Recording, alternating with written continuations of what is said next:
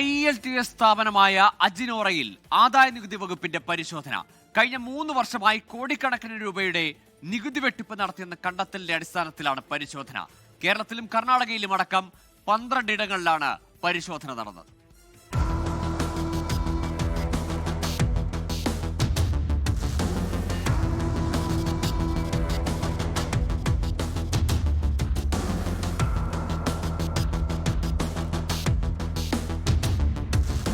കേരളത്തിലും കർണാടകത്തിലുമടക്കം IELTS കോഴ്സുകൾ നടത്തുകയും നിയമാനുസൃതമായി നികുതി അടയ്ക്കാതെ വെട്ടിപ്പ് നടത്തുകയും ചെയ്യുന്നുവെന്നാണ് പരാതി.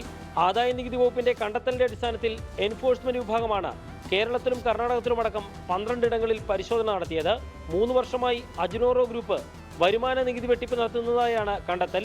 കൊച്ചി യൂണിറ്റിന്റെ നേതൃത്വത്തിലായിരുന്നു പരിശോധന. വിവിധയിടങ്ങളിലെ പരിശോധനയ്ക്കായി കേരളത്തിന് പുറത്തുനിന്നും ആദായ നികുതി വകുപ്പ് ഉദ്യോഗസ്ഥർ എത്തിയിരുന്നു. പ്രാഥമിക പരിശോധനയിൽ തന്നെ നികുതി വെട്ടിപ്പ് ബോധ്യപ്പെട്ടതായും രേഖകളടക്കം പിടിച്ചെടുത്ത് പരിശോധന തുടരുകയാണെന്നും ഉദ്യോഗസ്ഥർ പറഞ്ഞു. വിശദമായ വിലയിരുത്തലിന് ശേഷമേ എത്ര രൂപയുടെ നികുതി വെട്ടിപ്പ് നടത്തിയെന്ന് കണ്ടെത്താൻ സാധിക്കൂ.